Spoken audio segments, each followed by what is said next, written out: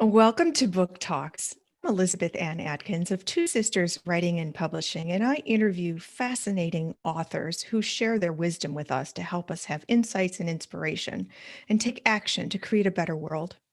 The person you're about to meet is doing exactly that and has been doing it for a long time. He marched as a child with Dr. Martin Luther King Jr. He is a founding member of the Seattle chapter of the Black Panther Party. He then went on to spend more than 35 years so far as a leader in the field of diversity, inclusion, human rights, and multiculturalism. He speaks around the world on those topics. And now, in the wake of the Trump administration, in the wake of the George Floyd murder, in the midst of the Black Lives Matter movement, Elmer Dixon's company, Executive Diversity Services, is working overtime to help companies, organizations, and other entities ensure environments of diversity, inclusion, equality, and justice. And now, on the historic eve of the inauguration of President Joe Biden and Vice President Kamala Harris, we're going to talk about things with Elmer Dixon. Welcome, Elmer. Thank you for having me. You're just delighted to be here with you.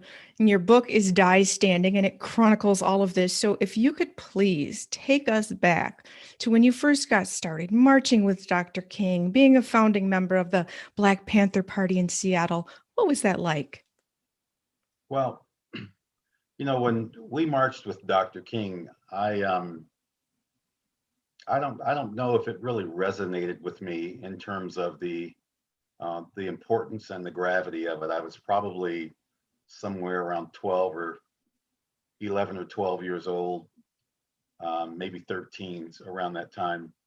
What I do recall about that era is that growing up in the 50s and 60s with in a family of 4 kids, 6 of us in the house with one TV that was the size of a laptop screen almost.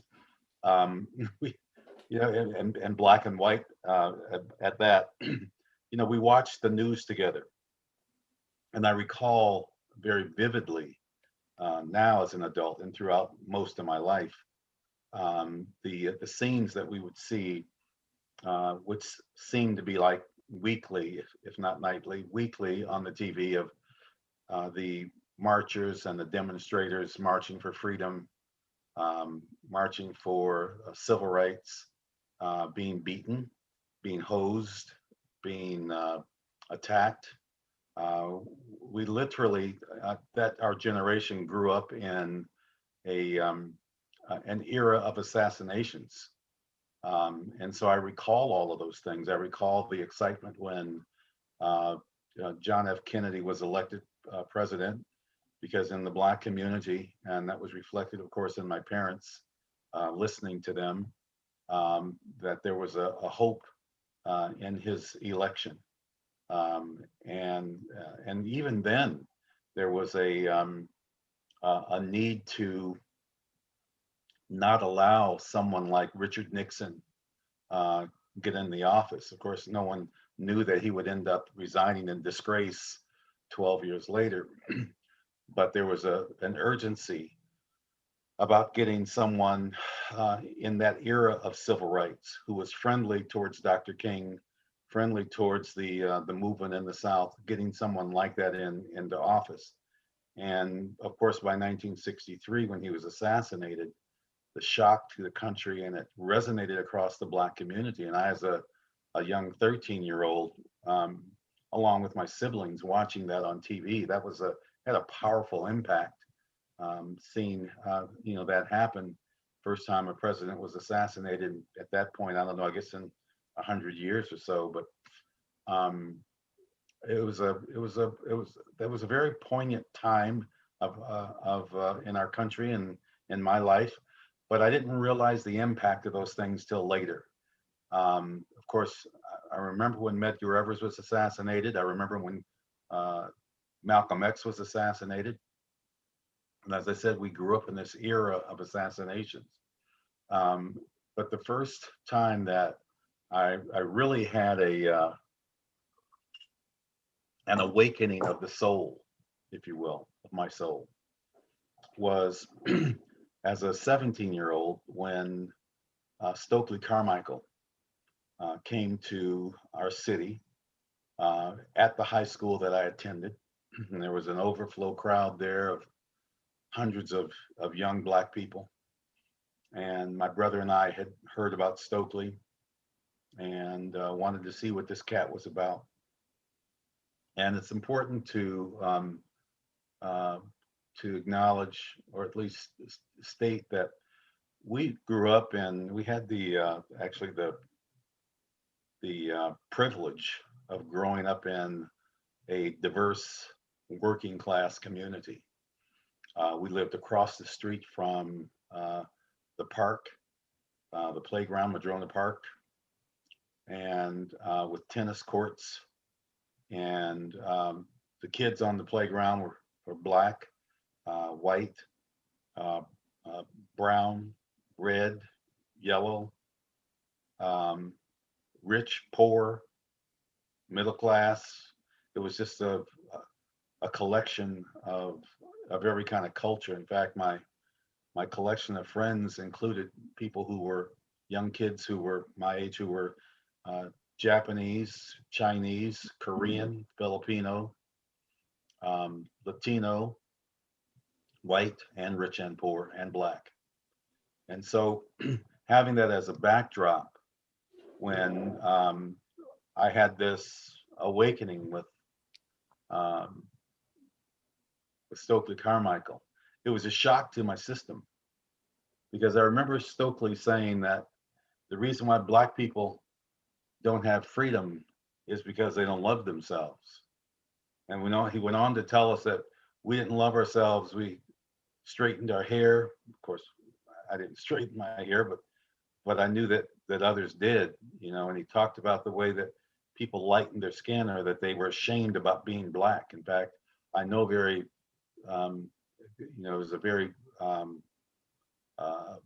critical kind of a point to me, because I knew that on the playgrounds that we were growing up, it was an insult to call you Black. If someone dare called me Black, those were fighting words. Um, and we didn't realize that we were being conditioned to hate everything Black. And he used these analogies of how everything, yeah, Black is given a bad analogy. The good cowboy wears white, the bad cowboy wears Black. The good knight is on a shining white horse with shining armor, and the bad knight is on a black horse with dark armor. And um, devil's food cake is Black, and angel food cake is white. He went through a list of these analogies, and I remember listening to that. And my two best friends were white growing up. Even though I had this collection of all of these different kids that I mentioned, my two best friends were white. And I remember thinking, nah, that's, BS, that has nothing to do with me. And it wasn't until a couple of days later that I was on the tennis courts, sunning in the sun, because I think it was summertime at this point in 67. And I began to reflect on some of the things that my parents had told us when we were growing up. The fact that my father was uh, 18 years old when Pearl Harbor was bombed, and he and his buddies went down. This is in Chicago. That's where I'm from, is Chicago. I was born in Chicago, but raised in Seattle. But he and his buddies went down to the draft board. They didn't wait to be drafted. They signed up. They volunteered, as I'm sure a lot of people did then in response to the attack on Pearl Harbor. And when they got their letter to report, it had this town's name on it, and at the end it had the initials MS. And I don't know if my father paid attention to geography or whatever, but he thought he was going to Missouri, and found out that he was going to Mississippi, and which is where they shipped Black soldiers, because it was still a segregated army. And he told us of tales of race riots at the at the training center at basic training, because whites didn't want these black troops in their community training. And then when it came time to go off to fight, and they marched through the streets, and you see these movies about the flags flying and confetti and people, cheering the troops on. They were being spit on and feces thrown at them and told that they were cowards and would never fight, called the N word.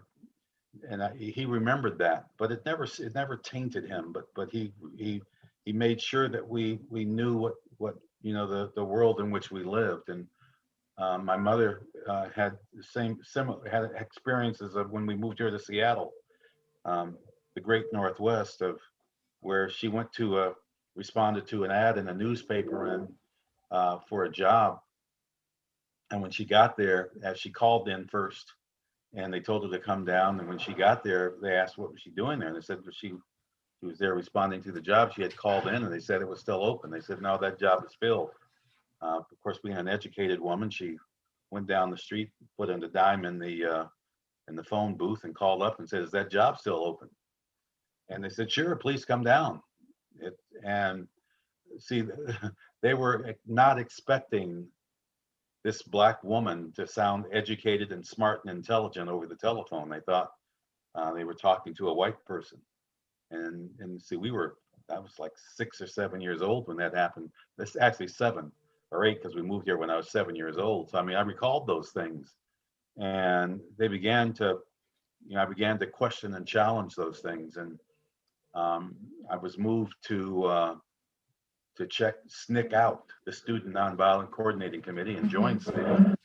And so that really was my entree into, I guess, the struggle at that point, because it really had gone beyond civil rights. The Black Power movement had started. This was the era of I'm Black and I'm proud. And, I started to grow my natural out. And by the time school started in the fall, I was the co-chair of the Seattle chapter of SNCC. I had my dark shades on. I had my blue SNCC jacket on with the initial SNCC on the back. And, I think my white friends must have been shocked to see this transformation. Because, we grew up together playing in the streets. And here I was now, this young black cat who was now a black activist. And, so me and a circle of my friends, my buddies who were in SNCC, we decided we were going to start a BSU at Garfield High School. And we had to, go through several struggles and battles to get to make that happen. That was really my baptism into the path of being an activist at that point, because I was in the stage band, which is the jazz band that played for the pep assemblies.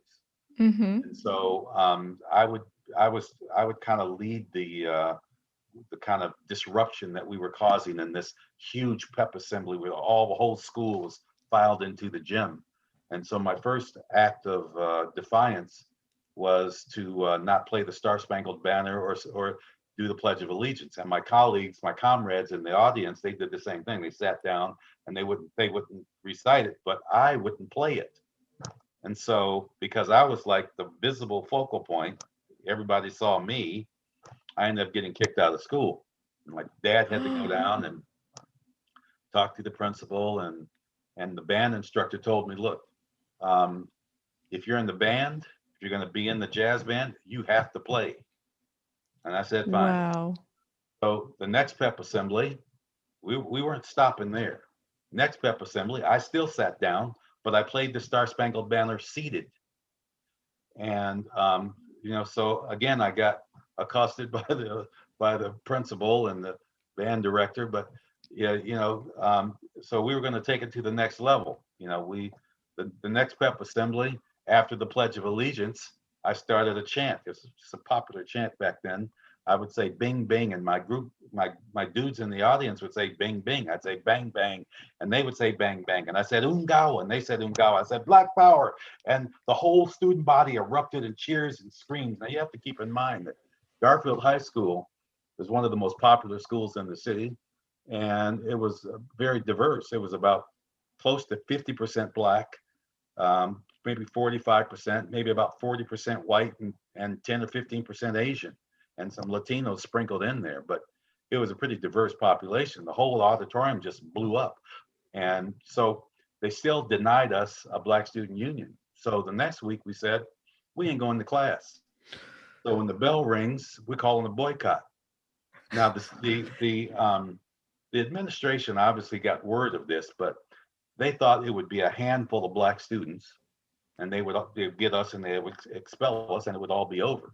Mhm. But when the 8 o'clock bell rang, nobody went to class. The Wow. hallway of Garfield High School flooded with 2, 3, 400 students, as many students that could get packed into that area. It was like just packed in like sardines, and Wow. nobody was going to class. And what they Mhm. didn't realize was those Asian students, those white students, even some of the honor students, we grew up together.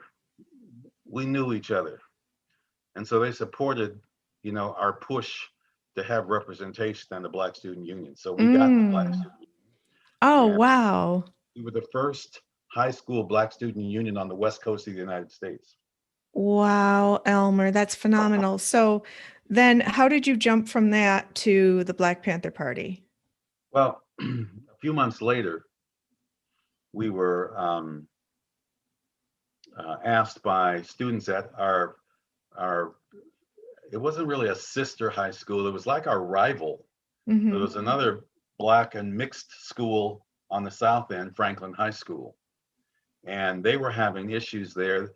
They had students that were being sent home because one sister had an afro, and the vice principal told her she was expelled from school, and told her she could come back when she had an appropriate hairdo. When there were fights between Black and white students, the white kids were sent back to class, the Black students would be expelled. And so they asked us to help them. And so myself and 2 or 3 other people from Garfield, and my brother, who was at my older brother Aaron, who was at the University of Washington in his first year, he and another brother by the name of Larry Gossett and Carl Miller, these were leaders at the UW Black Student Union, which had just formed maybe about 6, 8 months earlier, before we formed our high school BSU. And we all went to Franklin, and we met with these Black students across the street from Franklin, and they told us what was going on. They told us what they wanted, and they wanted a BSU, they wanted a Black curriculum, and we said, okay, let's do it. So we just walked out of the beanery. That was the name of the eatery that the kids ate in. We walked out, marched across the street, went into the principal's office and said, get out. And we kicked them out of the office, kicked the principal out, the vice principal out, kicked the secretary out, kicked them all out. And we said, we're running the school. And so they left, and we spent the night there. We stayed there overnight. We occupied the offices overnight. And then the next day we got a phone call. The phone rang. And we picked up the phone. We said, Franklin High School, like we were running the school, which we were. And it was the principal. And he said, they can have all their demands. Please leave our offices. Wow. So we left. And a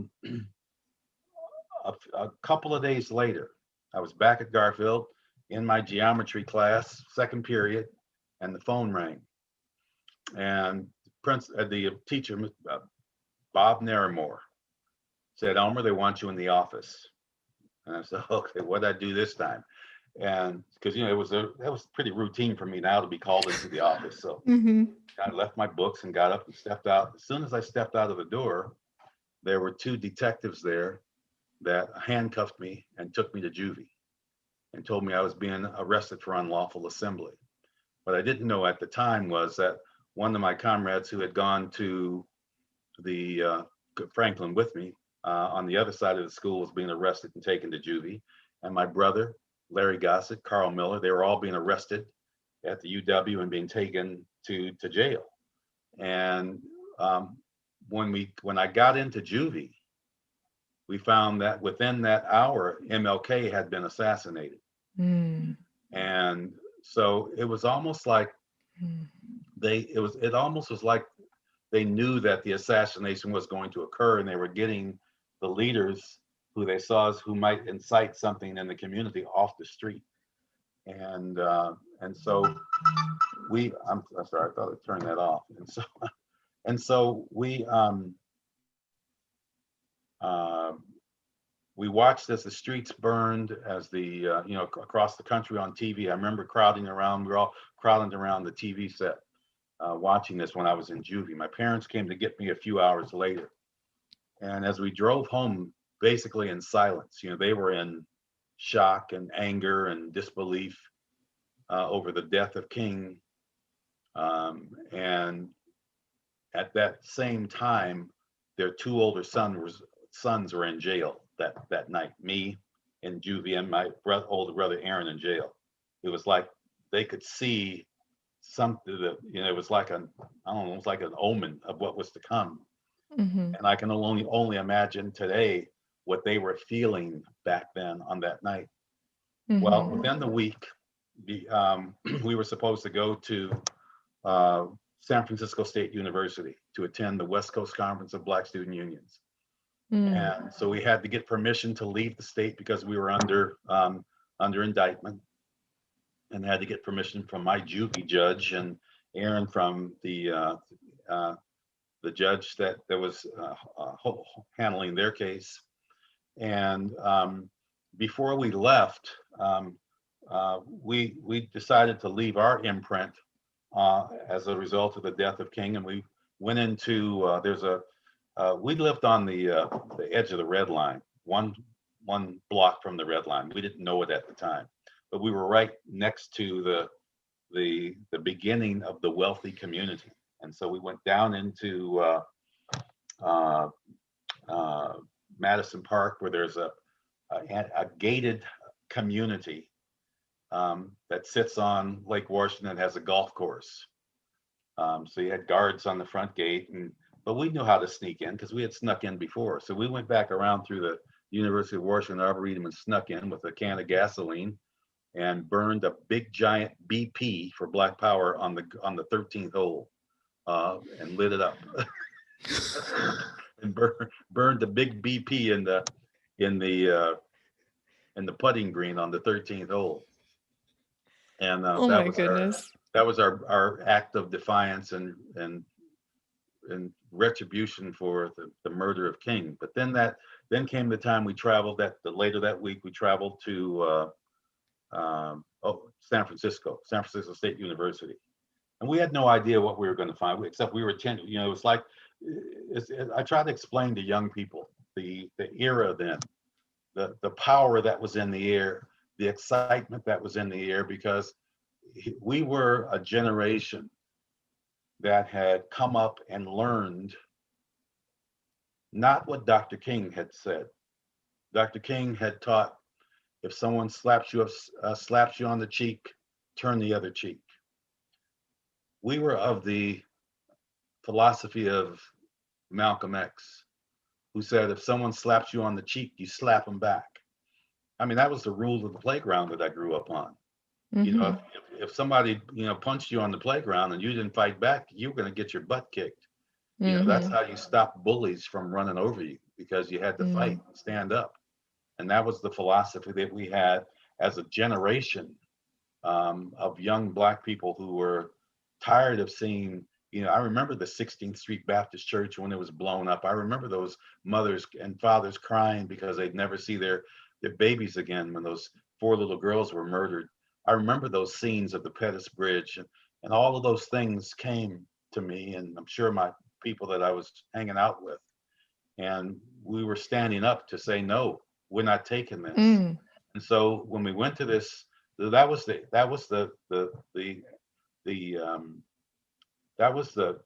temperature of the country then, was that, you had on one hand, you had white radicals demanding an end to the Vietnam War and marching 30 and 40,000 people in the street.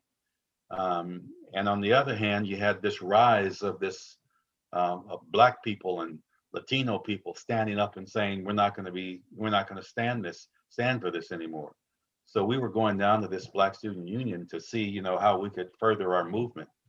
And it just so happened, the keynote speaker that night was none other Chairman Bobby Seale of the Black Panther Party. Mm. And what we didn't know, but found out, as Bobby gave the most fiery speech that I had ever heard before or since, because the first member of the Black Panther Party, little Bobby Hutton, who joined when he was 16, was murdered in the streets of Oakland 2 days after MLK had been assassinated, while in police custody in an alleged shootout where he and Eldridge Cleaver were trapped in a house that the fire department set on fire. Police flooded it with tear gas, and when they came out, Eldridge told little Bobby to strip down naked, because if he didn't strip down naked, the pigs, he said, would say that you had a weapon and gun you down. And Eldridge did strip down naked. Little Bobby said, "I'm not stripping down naked. I'll go down to my skivvies, my underwear, but I ain't going out in the street naked." And so when they got up out of the street with tear gas in their eyes and they saw that Eldridge was basically naked, they couldn't claim that he had a weapon. They started beating him. Little Bobby had his underwear on. So he was staggering and they pushed him. He was now, at this point, he was actually in police custody, and they pushed him forward. And one of the pigs said, "He's got a gun." And they opened up on him and shot him 30, 40 times, riddled his body with bullets. And so Chairman Bobby he was mad. He was up there with Captain Crutch and a couple other bodyguards, and you could almost see the line drawn in the sand. He talked about, revolution and fighting until our blood runs in the streets. And you could see the line drawn in the sand for those in that auditorium, probably 300 or 400 students who were scared to death and those who were ready to die. And so when he finished, a handful of us made a beeline from Seattle, made a beeline to Chairman Bobby. And we said we want to start a chapter of the Black Panther Party. Mm. And he told us to come to little Bobby's funeral, which was the next day.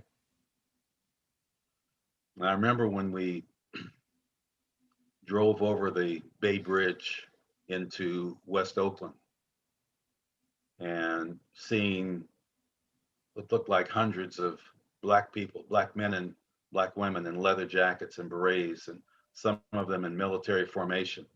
And we got out of the car and we had to walk several blocks to the church, and seeing the cadre of Panthers in the streets, in the parks drilling. And I remember walking by and I could see Chairman Bobby off in the distance in one of the parks, and talking to him was one of the party's biggest supporters, and I recognized him. It was not Burt Lancaster, it was Marlon Brando. And the reaction was, this looks like a Black army, but it's also got support of people in the white community, prominent people in the white community. And then we got inside the church, and Bobby had made it so that we could get seats in the church, because it was overflow, obviously, crowd, and people, most of the Panthers outside couldn't get in, half the community couldn't get in. But the church, when I got inside, it was lined on the walls. They were all lined and standing at attention with shotguns and bandoleros across their chest, leather jackets and berets, afros, and men and women. And, the sight was just like, this is where the revolution begins. Mm. And I remember sitting through the sermon and the services, and at the end, Bobby Hutton's mother wanted her son's coffin to be open so that the community could see what the police had done to her son. And so when it came time for us to file by the coffin, I remember as I'm walking by, and the coffin was sitting up in front of this huge church, St. Augustine's, and it was draped in a flag. It was draped in the Black Panther flag. And I thought that was profound in and of itself. And when the coffin was open and we were filing by, I remember looking down into little Bobby's coffin. I remember seeing him lying there in his leather jacket with his Free Huey button on, his beret, and he was 17 years old. And I was 17 years old. And I remember thinking that could be me lying there. And it was at that moment that I knew that I would die for the revolution. You know, Huey P. Newton wrote a book, To Die for the People. And so it was at that moment that I knew that this was serious. This was not a game. This was not a club. This was not a, you know, a regular organization. This was a revolutionary body. And it was at that moment that I was reborn as a revolutionary. And that's where my life as a Panther began. Wow. And you did so many things for the community when you were a member. Your chapter started clinics and you were doing really wonderful things. Can you just do an overview of your time with the Panthers and what you achieved and then what happened? Well, yeah, and I'll try to just do a quick overview of that. When we got back to Seattle, because Chairman Bobby told us to go back to Seattle and he'd be there in a couple of weeks, and he was, and as we organized the chapter. And two things that he told us. One was that we had to read 2 hours a day, and we had to attend political education classes a couple of times a week. And the other thing he told us was that we had to own 2 weapons and 10,000 rounds of ammunition, because he said they're coming to get you. J. Edgar Hoover had named us. We were the first chapter formed outside of the state of California. That was the summer of 1968. As I mentioned, I was 17 years old. Within a couple of weeks, I had 2 bodyguards as a 17-year-old. I was head of security, and we began to launch the community survival programs. We called them community survival programs because they were survival programs pending revolution. We had to organize and inspire and capture the hearts and minds of the people, as Huey said. And Huey taught us that power is the ability to define phenomena and make it act in a desired manner. And so the very first program of the Black Panther Party was the Police Alert Patrol. And police alert patrols were designed to halt police brutality and murder in the Black community. And so we openly patrolled cops in our neighborhood, armed with shotguns and law books, within our rights, our constitutional rights to own and bear arms. And that was the thing I think that infuriated Hoover and Nixon the most, was that we had the audacity to stand up and say, no, you will not commit murder in our neighborhood. We will stop you if you attempt to. And we did it armed. We faced down cops in the streets many times. That was the very first survival program of the Black Panther Party. Next up, as we began to do an analysis of our community, because Huey also taught us that we had to analyze the conditions within our community.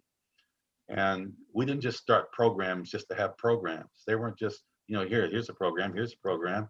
We analyzed the conditions within our community and found that, along with the substandard education, that kids were going to school on empty bellies and being expected to learn without any food in their stomachs, hungry. How can they learn hungry? And so that prompted us to start the Children's Free Breakfast Program. And we ended up feeding in Seattle 2,000 kids a week, eventually across 5 different breakfast programs spread across the community. And that breakfast program spread across the country, and we fed thousands and thousands of kids across the country a hot breakfast, because we wanted them to learn and get an education that taught them their true nature. And so we inspired those kids when they came into the breakfast program and told them that they mattered, and that they were people, and that they were important, and that they were relevant, and that they were beautiful. And the interesting thing is that not only Black kids came into the breakfast program, but we had white kids, we had Asian kids, we had Latino kids. We fed whoever came in the door. And so that's how our programs evolved, because we did analysis within our community. The free medical clinic that we started in 1970 has been in operation now for 51 years. It's the only original Black Panther Party medical clinic that is still in operation here in Seattle. But all of those programs came out of the 10-point program and platform of the Black Panther Party. That's what guided our action. Point number 6 of the 10-point program says we want an immediate end to the police brutality and murder of Black people. And so we were not revolutionary theorists. We were revolutionary practitioners. And so when we saw the need and we saw the problem, we went out and we did it. We didn't ask somebody, give us this or give us that. In fact, we had a community control of police program that we were starting to evolve and put out in communities across this country in 1968, something that people are trying to do now 50 years later after the fact, after George Floyd has been murdered. We were doing that 50 years ago, 52, 53 years ago, because we were revolutionary practitioners. We were not armchair revolutionaries. We didn't talk, we did the walk. You know, so we started some 60 different types of programs. We had free dental clinics, we had free pest control programs, we had free senior aid, aid programs, we had legal aid programs, we had a busing to prisons program where we bused loved ones of relatives in prisons to the prison because they did not have transportation. We started a tutoring program inside the prisons. We organized 3 busloads of students from the University of Washington that went up every Monday night to Monroe Penitentiary and taught those inmates basic education skills so they could get their GEDs. And many of them got their GEDs so that when they got out of prison, they could find a job. They had an opportunity to succeed when they got on the outside. But those were some of the programs that were, that we had started to sustain the community until they could get to the point where they could become this revolutionary force to change this country. And that spread across the globe, basically. We had Fred Hampton, who was murdered in Chicago because of COINTELPRO. That's the counterintelligence program that J. Edgar Hoover reinvigorated to destroy the Black Panther Party. There's a movie coming out here soon called Black Messiah and Judas and the Black Messiah. The Judas was the agent who happened to be Fred Hampton's bodyguard, who had drew a diagram of Fred Hampton's apartment so that they could come in and murder him in the middle of the night.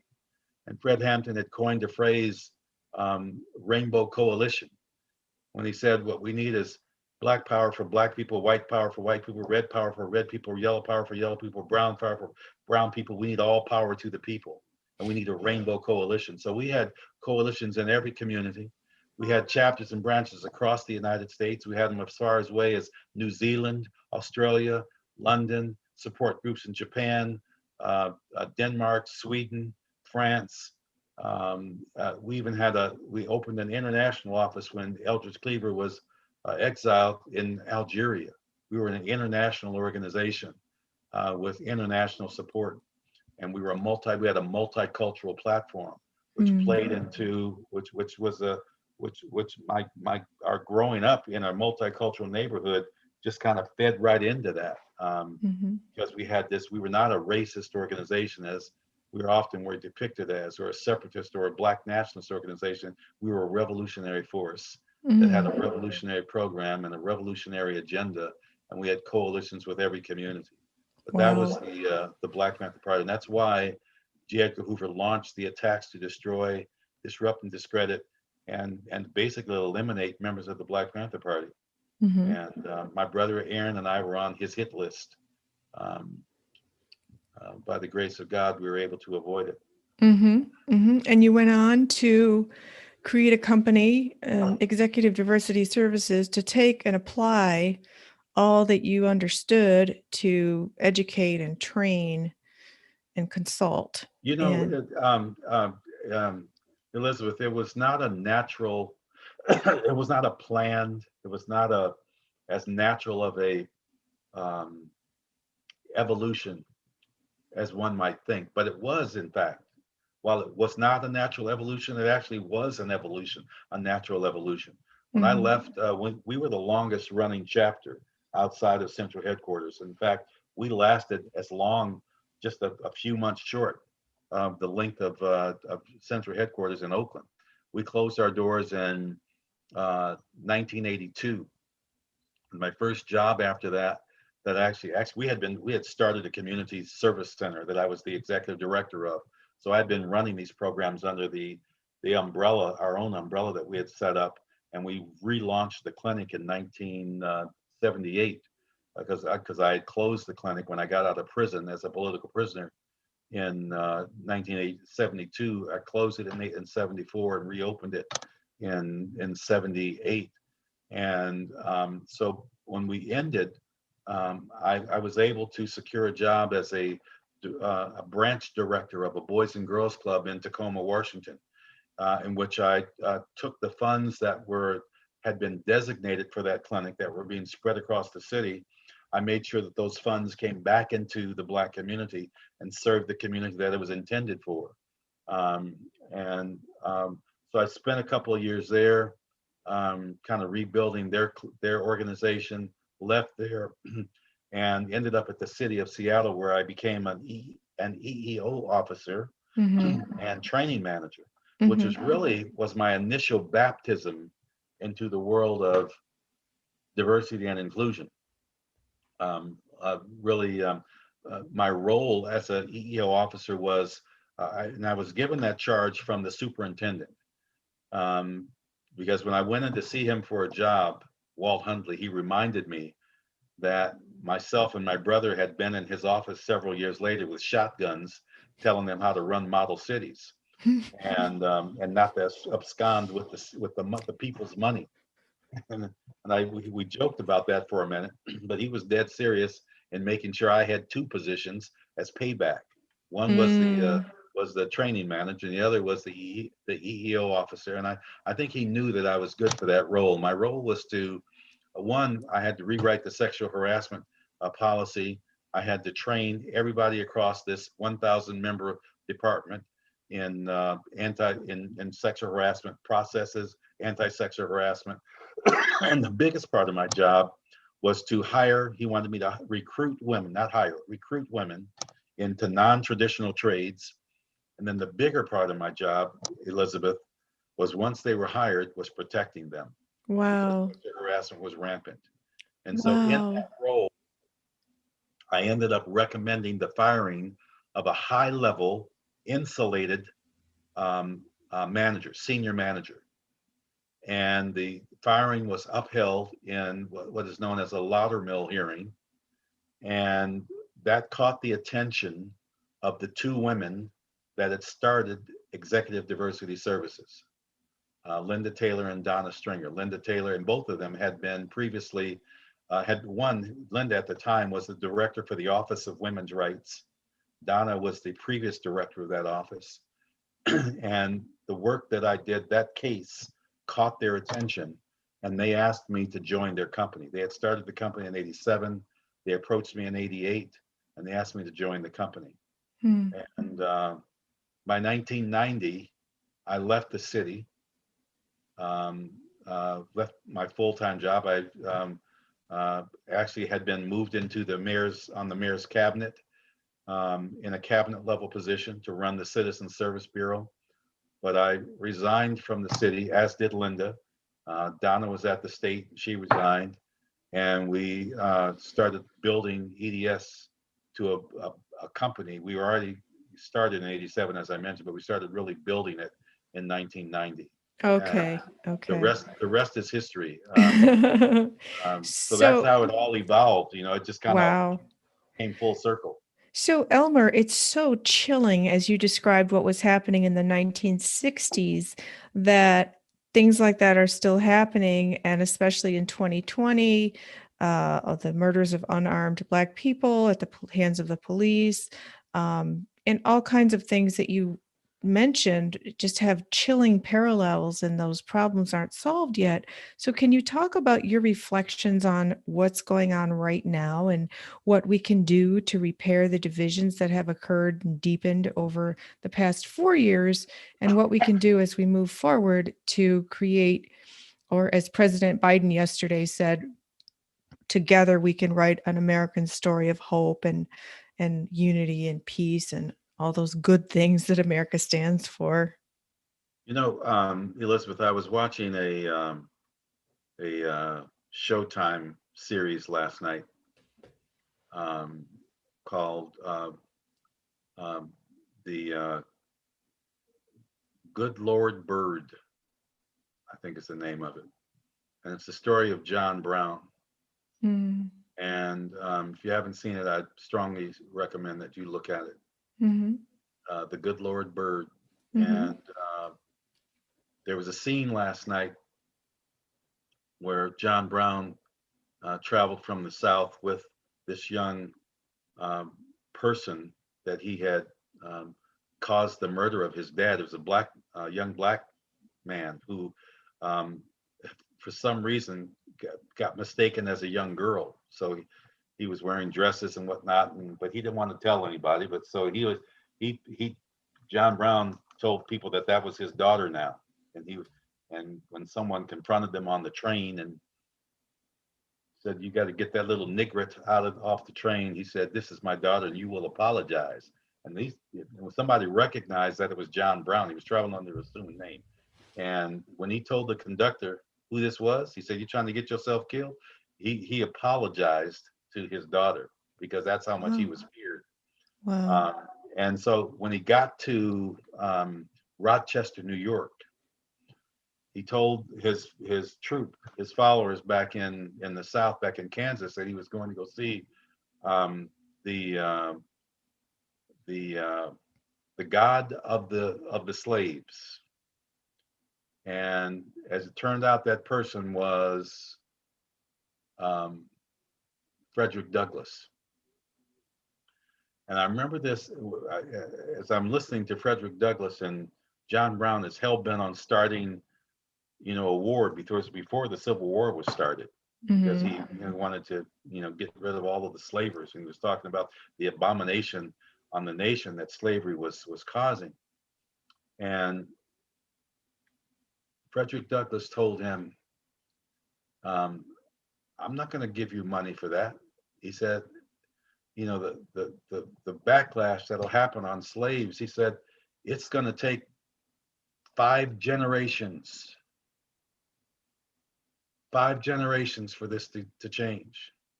And a generation, that is, what, 60 years, I guess, when you think about it. And 40 to 60 years. Mm-hmm. This That was makes in sense. 18 this was in 1850, 1855, just Mm-hmm. before the Civil Mm-hmm. War. So when you add those years up, we're not anywhere near close to the 5 generations yet. We're not close yet. Wow. And Wow. so when you just said, the things haven't been fixed yet, we ain't fixing institutionalized racism, in my generation. This Mm. is a protracted battle because institutionalized racism runs very deep in this country.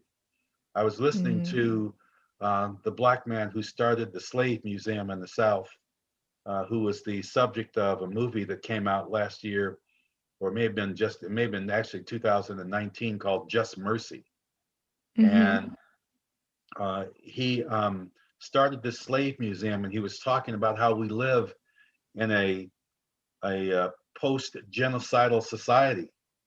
This country has committed genocide Mm-hmm. against the Native Americans when they wiped out Mm-hmm. whole tribes. And he said Mm-hmm. that uh, that American society justified wiping out whole tribes and millions of Native Americans by calling them savages. So that was supposed to make it okay.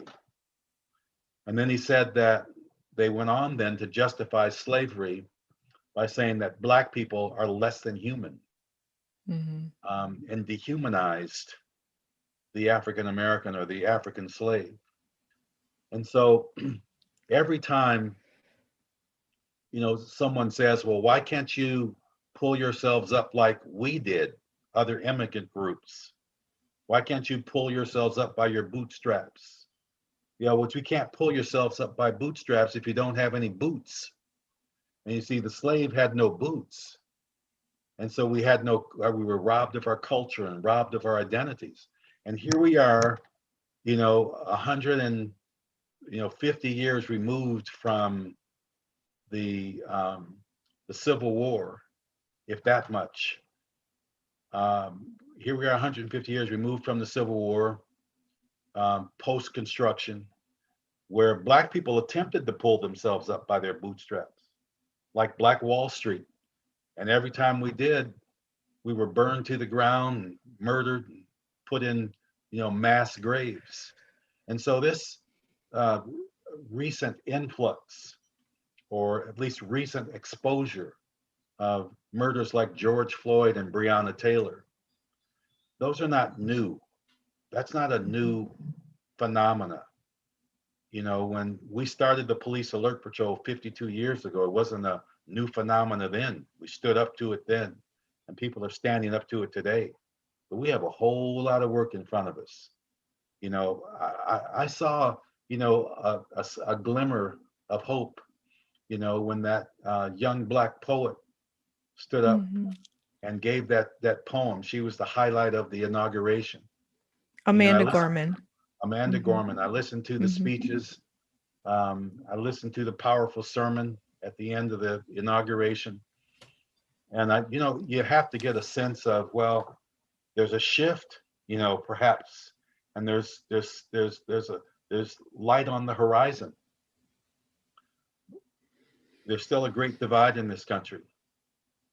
You still had, I don't know, what was it, 30 million people that voted for Trump, however many millions of people voted for him. It was more than that. Yeah, it was more than that. It was a large number. A lot more. But that were crying in their boots yesterday. And so the work that's in front of us, the only thing that the point I wanted to make is that we have to be real about what lays in front of us. We have to be real, and it's way past time for this country to start looking seriously at reparations to Black people in this country. I'm not talking about giving them pots of gold or pots of money, but I'm talking about rebuilding inner cities, rebuilding our schools, rebuilding our institutions, so that Black people have an opportunity to lift themselves up and succeed. That's what lays in front of us, from my opinion. So how would that work? Would the government pay for it? Would companies donate to make that happen? How would that be put into place? Well, I want to say that as long as I've been an activist, a revolutionary, as committed I am to the work that I do with corporations, helping them create collaborative, equitable, safe, fair environments that are inclusive. I don't have all the answers. I don't know where the money will come from. I know that you got a guy by the name of Jeff Bezos running around that's so rich that he can give one of his divorced wives, $500 billion. That has money to burn. He and Bill Gates and a whole lot of people like him. And so I don't know where the money would come from. But I'll tell you what, when they wanted to pay reparations to the Japanese, which they owed, they came up with the money. When they wanted to give Native Americans land, they found the land.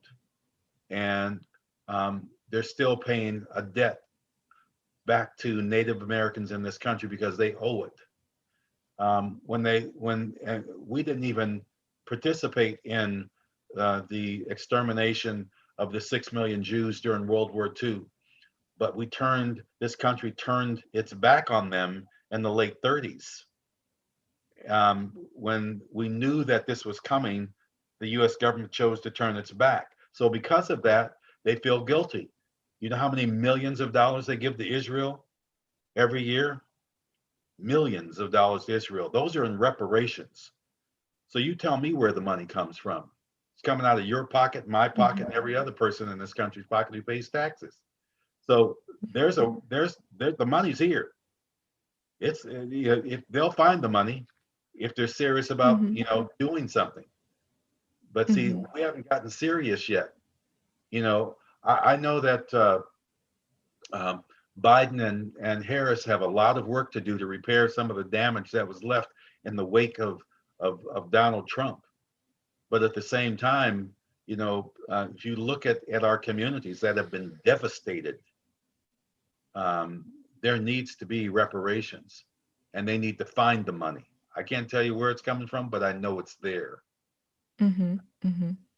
So, Elmer, just to can you talk about what anybody watching can do as an individual to move things forward, to heal, to balance the, ensure equality and justice for all? What should we do? Well, we had a saying back in the Black Panther Party in those days, and that was just do something.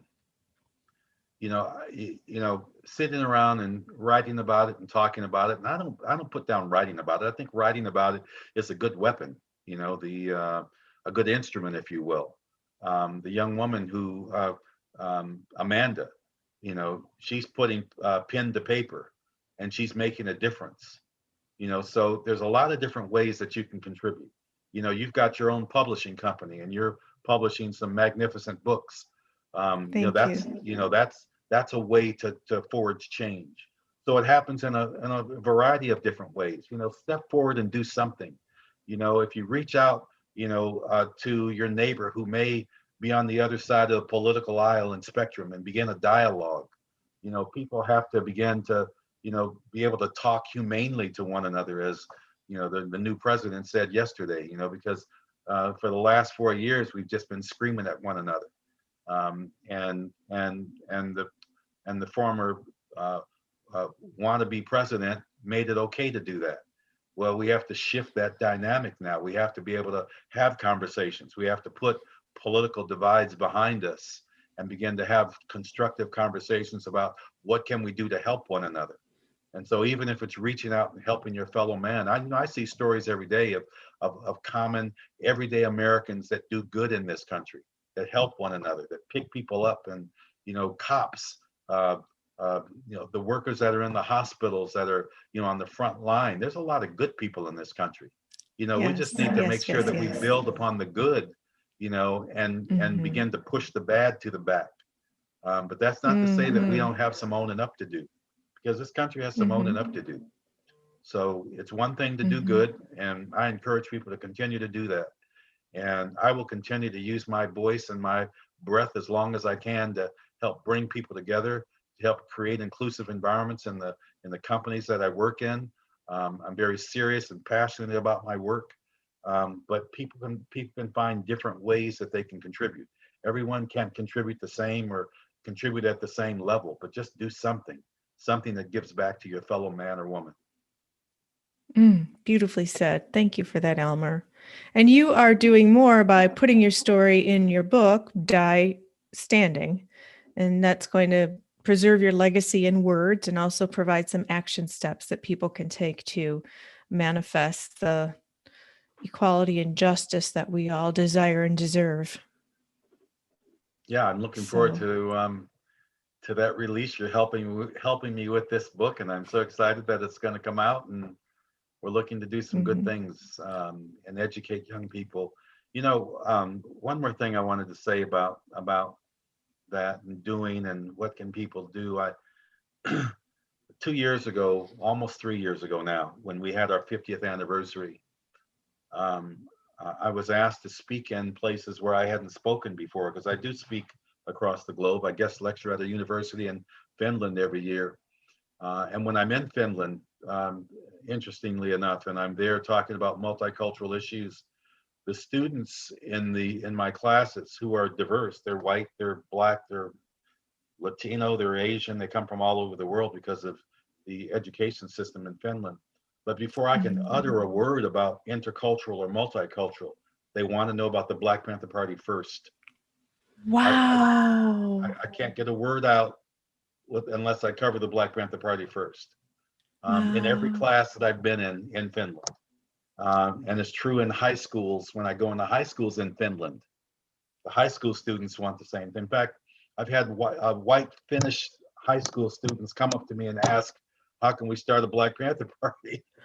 Oh my gosh, in Finland. So, so the story I was about to tell was that during our anniversary here, 3 years, almost 3 years ago now, I was asked to speak in places that I hadn't spoken before. One couple of them were Black churches in the Black community, and where I was asked to speak in and from the pulpit. That never had happened before. And I was even invited to speak in a white church in Bellevue, Washington, which is across the water and on the east side, where was the home of Redmond, Bellevue, Redmond, the home of Microsoft. And I was asked to speak in a white church. But the place where I had the most hope and the most inspiration, there were two opportunities speaking in to second graders. One was in a school for the gifted here in Seattle, and the other was a white elementary school in Bellevue, Washington. And when I got to the school, and I walked into the school, after you have to check in at the front desk because of security concerns, and and that understandably so. And I walked in, and I saw these posters on the wall, and the posters were laminated posters, and they said Panther Principles, and I said, damn. And then I realized that the panther was their mascot. And I said, okay, Okay. settle down, don't get excited, don't get too excited. Uh-huh. And so I get into the classroom. There's about 30 kids sitting on the floor. And the way they had set it up was I wasn't going to be lecturing to them. I was going to be answering their questions. And so I got me a little stool where I could get down on the, close to the floor. I got these 7-year-old knees, but I got close to the floor where I'm, almost face level with these kids. And another teacher, white teacher, comes in and she says, can I bring my kids in? And I said, sure. And so here come another 30 kids, and the floor is full of these kids. And they're 90% white. There's probably 5 or 6 Black kids, if that many, a couple of some Asian kids. And so I'm ready now to get started. And the first kid who asked the question, he's a little blonde-haired, blue-eyed boy, and he asked me, stands up and he asked me without any hesitation, without so much enthusiasm in his little voice. He said to me, he said, what was it like being on the police alert patrol?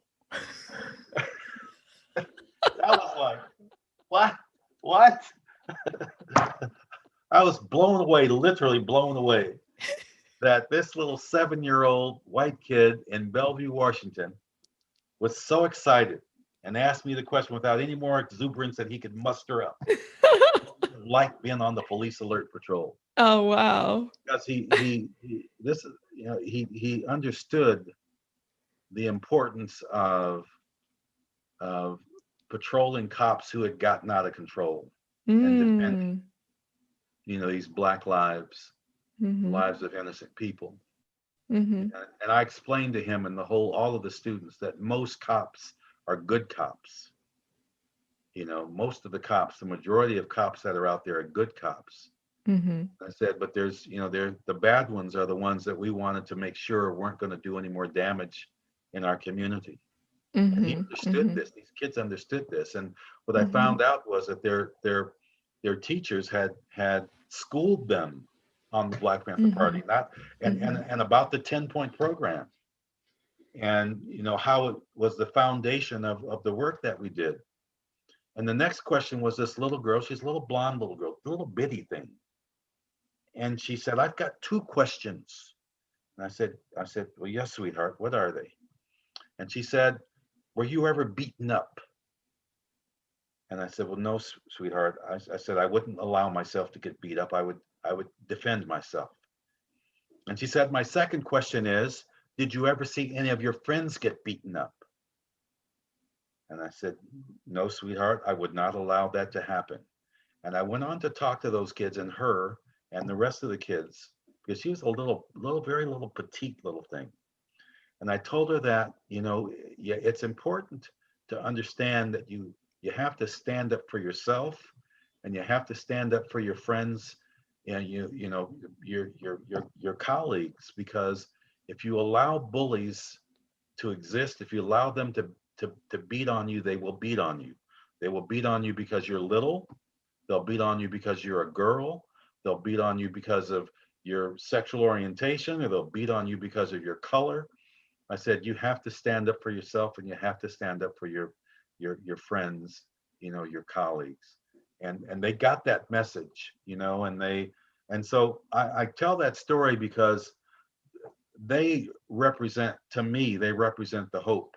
Mm, When Frederick Douglass said 5 generations, well, maybe that's the start of that generation that's gonna see beautiful. this thing through.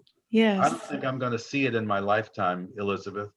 Um, and King said the same thing when he saw the mountaintop, Mm, um, because we still have a long way to go, mm, but there's hope on the horizon. The hope, yes. to me, lies within those second graders, those 6 and 7 year olds, that will carry the torch forward. Absolutely. Absolutely. Wow. What a beautiful way to end on such a high note of hope. Thank you, Elmer. Thank you so much. My And pleasure.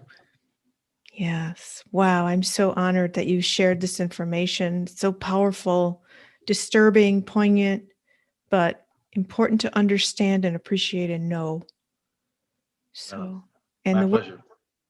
yes, the work that you're doing every day with companies and organizations is just invaluable. So, Thank you. thank you for that. Thank you. You're welcome. You're welcome. So, thank you very much, Elmer Dixon, President of Executive Diversity Services in Seattle. And I immensely appreciate your insights tonight here on Book Talks. So I wish you the absolute best. Thank you. You're welcome. And I know your book is going to be a blockbuster because it's just packed with stories just like those. It's Well, amazing. I hope people get a chance to read it, and it inspires them to do something, because that's what it's about, is inspiring young people, old people, whoever. Mhm. I don't believe in old. I think young people that are young people and that are a little bit older. Just do something. Just do something. Yep. Love that. Excellent. Excellent. Thank you, Elmer. And thank you, all of you, for joining us here on this very special edition of Book Talks. I'm Elizabeth Ann Atkins, and I'd love to interview fascinating authors such as Elmer Dixon, who are bringing their stories to the world to make a positive, powerful difference for us all. Thank you again for watching, and we'll see you next time.